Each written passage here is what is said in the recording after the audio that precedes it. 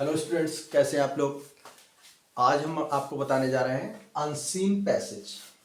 Unseen passage जो कि high school और इंटरमीडिएट दोनों के लिए बहुत इंपॉर्टेंट होने जा रहा है। और हाई स्कूल में भी अनसीन पैसेज आता है और हाई इंटरमीडिएट में भी। अनसीन पैसेज का मतलब होता है अपठित गद्यांश, जो आपने पढ़ा नहीं है। अब कोई पैसेज आता है, उसके नीचे क्वेश्चंस दे रखे होते हैं, तो उसे ही अनसीन पैसेज बोलते हैं।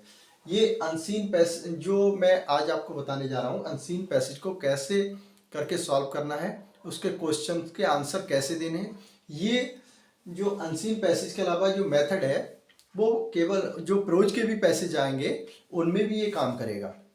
जो प्रोज के पैसेज होंगे उनके क्वेश्चंस के आंसर देने भी हेल्प करेगा, और अनसीन पैसेज के भी। तो शुरू करते हैं, लेकिन आपको वीडियो पूरा देखना होगा। अगर आपने वीडियो स्किप कर दिया तो आपको लास्ट में जो बताने जा रहा हूं मैं वो बिल्कुल समझ में नहीं आएगा। तो शुरू करते हैं। तो ये है कि सबसे पहले स्टूडेंट गलती क्या करते हैं अनसीन पैसेज में। गलती ये करते हैं कि उन्होंने पैसेज तो पढ़ा नहीं है, ना क्वेश्चन पढ़ा, बस क्वेश्चन देखा, उसका एक वर्ड पैसेज में मिलता हुआ दिखाई दिया, तो उन्होंने 2-3 लाइनें वहां से लिख दी और उन्होंने कहा आंसर हो गया। फिर क्या किया, दूसरा क्वेश्चन पढ़ा, देखा, फिर उसका कोई वर्ड मिल गया तो 2 लाइनें उसकी लिख दी। फिर उन्होंने सोचा कि अनसीन पैसेज हमारा पूरा हो गया। तो स्टूडेंट्स, ये गलती आपको नहीं करना है। आपको सबसे पहले क्या करना है, सबसे पहले ये करना है, फर्स्ट पहले रीड माने पढ़ो, द पैसेज को पढ़ना है, एंड इट्स क्वेश्चन, और उसके बाद इसके क्वेश्चंस पढ़ने हैं। देन गिव इट्स आंसर, तब इसके उत्तर देने हैं। पहले पैसेज को पढ़ना है, फिर क्वेश्चंस पढ़ने हैं इसके, फिर उसके बाद आंसर देने हैं। क्योंकि पैसेज पढ़ेंगे, कुछ मीनिंग उसका पैसेज का समझ में आ जाएगा। फिर उसके बाद क्वेश्चंस पढ़ेंगे, जैसे ही आप क्वेश्चन पढ़ेंगे आपको पैसेज का मीनिंग जो है पूरा क्लियर हो जाएगा। फिर उसके बाद आप आंसर देना शुरू करेंगे। तो आंसर में सबसे पहले क्या है, अगर क्वेश्चन हु से पूछा जाए, अगर हु से क्वेश्चन पूछा जाए तो इसका मतलब है डूअर चाहिए, यानी कि सब्जेक्ट का नेम चाहिए होता है। तो केवल एक वर्ड में आंसर दिया जा सकता है। यानी कि पूछा जा रहा है हु डिड दिस वर्क, ये काम किसने किया, तो हु मतलब डूअर चाहिए, सब्जेक्ट चाहिए, तो एक वर्ड में ही आंसर हो जाएगा।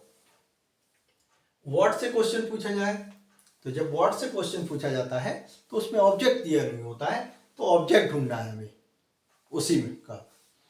उसके बाद वाई से क्वेश्चन पूछा जाए तो आंसर उसका देना होता है बिकॉज से। वाई से पूछा जाता है तो वाई मतलब क्यों, क्यों मतलब कारण, तो बिकॉज से दिया जाता है, बिकॉज मीन्स क्योंकि। और वेन से क्वेश्चन पूछा जाए तो टाइमिंग से मतलब होता है किसी इंसिडेंट का टाइमिंग क्या रहा, वेयर या इवेंट का टाइमिंग क्या रहा। और वेयर से क्वेश्चन पूछा जाए तो प्लेस, यानी स्थान क्या था, कहाँ था, यानी कोई भी इंसिडेंट इवेंट या कुछ भी हुआ है तो वो कहाँ हुआ, तो प्लेस।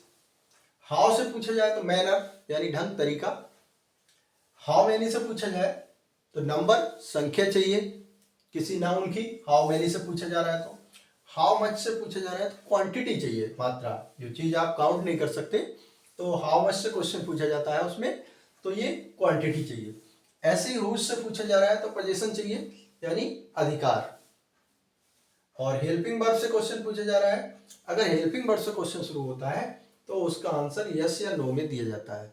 यानी कि अफर्मेटिव में आपको आंसर देना है तो यस से शुरू करेंगे, यस वाला अफर्मेटिव में सकारात्मक होता है, और नो से आप शुरू कर हेल्पिंग और नो से शुरू कर रहे हैं आंसर तो वो निगेटिव में लिखा जाएगा, नकारात्मक। ऐसे question and answer in same tense, जिस टेंस में क्वेश्चन है उसी टेंस में आपको आंसर देना है, जिस टेंस में क्वेश्चन है उसी टेंस में आंसर देना है। इसके अलावा एक क्वेश्चन इन पैसिव वॉइस, यदि क्वेश्चन पैसिव वॉइस में है तब आंसर भी पैसिव वॉइस में देना होगा। अगर क्वेश्चन पैसिव वॉइस में है तो आंसर भी पैसिव वॉइस में देना होगा। तो फिर लास्ट में यही आ जाते हैं, पहले पैसेज को पढ़ना है, उसके बाद इसके क्वेश्चंस को पढ़ना है, उसके बाद आंसर देना है।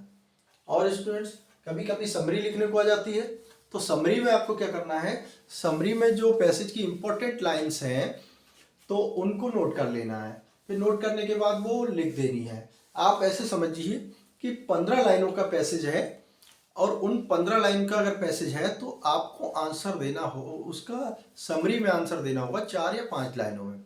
और स्टूडेंट्स कभी कभी आ जाता है अपोजिट मीनिंग मांग लेता है। अगर अपोजिट मीनिंग मांग रहा है तो अगर बाहर से अपोजिट मीनिंग मांग लिया तो पैसेज में ढूंढ के देना होगा। बाहर से कोई वर्ड दे दिया और कहा जा रहा है उसका अपोजिट ढूंढो तो पैसेज में देना होगा। और पैसेज में से अपोजिट, पैसेज में से कोई वर्ड दे दिया और आपसे कहा जाए अपोजिट मीनिंग चाहिए तो आपको बाहर से लाना होगा।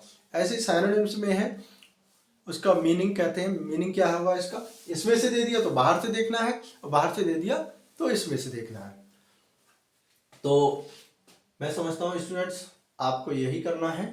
सबसे पहले पैसेज पढ़िए, फिर इसके क्वेश्चंस पढ़िए, उसके बाद आंसर दीजिए। ये तरीका आपको प्रोज के पैसेज में भी काम आएगा।